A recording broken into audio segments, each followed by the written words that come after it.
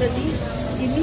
ତିନି ଘଣ୍ଟା ଧରି ଟାୟାର ଚେଞ୍ଜ କରିବା ଲାଗିଲା ଗୋଟେ ଝିଅର ଜୀବନଟା ଚାଲିଗଲା 3 ଘଣ୍ଟାରେ ଆପଣ କ'ଣ ଗୋଟେ ଗାଡ଼ି ପଠେଇ ପାରିବେନି ନା ନାହିଁ ଗାଡ଼ି ଆମେ ଗାଡ଼ି ପଠେଇଦେବୁ ନା ଗାଡ଼ି କଲର ମାରିବାରେ ସବୁ ପଇସା ସରିଗଲାଣି ଟାୟାର ପାଇଁ କିଛି ପଇସା ନାହିଁ କି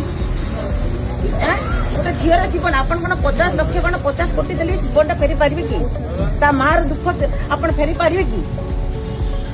ଆପଣ ଟିକେ ସଜାଗ ରୁହନ୍ତି ମୋ ନର୍ଲା ନିର୍ବାଚନ ମଣ୍ଡଳୀରେ ଫାଷ୍ଟ ଘଟଣା ନୁହେଁ ବହୁତ ଏମିତି ଘଟଣା ଘଟି ସାରିଲାଣି ଆମ୍ବୁଲାନ୍ସ ପାଇଁ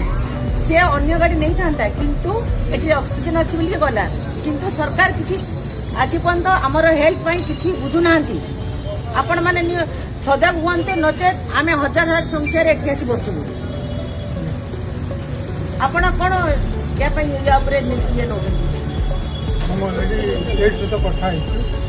କଥା ହୁଅନ୍ତୁନି ଆପଣଙ୍କୁ ଯାହା ବି ଆମେ ଯେତେବେଳେ କହିଲେ ଆମେ ବୁଝିବୁ କଥା ହଉଛି ଏଇଟା ଚଳିବନି ଆପଣ ୟା ଉପରେ ଷ୍ଟେଟମେଣ୍ଟ ଦିଅନ୍ତୁ କେତେ ଦିନ ଭିତରେ ଆମକୁ ଗାଡ଼ି ଦେବେ ଆଉ 50 ଲକ୍ଷ ଯୋଉ ଆମର ଦାବି ଅଛି ସେ ଝିଅ ପାଇଁ ତା ପରିବାର ପାଇଁ କେବେ ଦେବେ କୁହନ୍ତୁ ଆଉ ଯିଏ ରହିଥିଲା ଗାଡ଼ି ଉପରେ ଯୋଉ ଆମର ଆମ୍ବୁଲାନ୍ସ ତାକୁ ସସ୍ପେଣ୍ଡ କରନ୍ତୁ ନୂଆ ଲୋକ ରଖନ୍ତୁ